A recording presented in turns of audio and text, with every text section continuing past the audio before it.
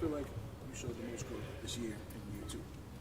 I think I just took a step, from last year, in defending, being able to play with the presence, being able to play with the ball, play make for my teammates, being in a different position to what I'm used to, and I think, there was growth, a little bit everything in my game, but, there's a lot more growth that I have left in me, and, I'm looking to, show that, moving forward into year three. What's that been like? Just how much they use you in different roles? Like you play point guard, you play some center, some wing. I guess what's that been like? Kind of adjusting to all the ways they've tried to use you. Yeah, it's been different, obviously, playing in some positions that I've been unfamiliar with a little bit, and I think with rotations and guys that we have and different lineups that we can play, when we have a switching lineup, when we go small, I can play at the 5 and I can play at the 1. So I think just my versatility there is something that is one of my strengths. But yeah, I think being able to play all these different positions, play out of the corner, play with the ball, play the 5-man sometimes, screen and roll and stuff like that. It just shows a little bit of my versatility and what I can do in the future. What do you want to go to work on this summer? I mean everything. I got a lot of things that I need to work on. I think the shooting is the main one again. Just being able to become a consistent 3-point shooter, a guy that they can rely on to kick the ball out that's going to knock down a shot. I want to be able to jump into high 30s, 40s, in my 3-point shot, and most of the shots that I take are catch and shoot threes. So I want to be able to develop off the dribble three. So teams can't go under as much, and I think with that'll put me in a better position to play the point guard more and be able to create for others and open up different stuff. And we got a lot of talented guys on this team that.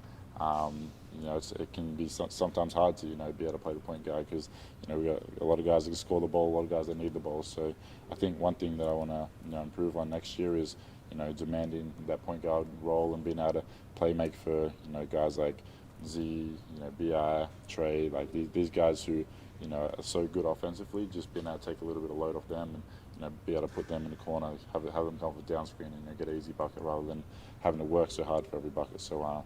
For me, it's a big off season for me. I got a lot of stuff, coming up with like Olympics campaign and stuff like that. So I want to make sure that I have a good off season, working on the stuff that I need to, and I'm going to sit down with my trainer and make sure that we set out a good plan. How important are the Olympics going to be for you? In meaningful will that be to play in your first Olympic Games? Yeah, it's huge. Obviously the Olympics is a big thing, and to be able to represent your country is an honor, and I'm looking forward to that. It's going to be a lot of fun.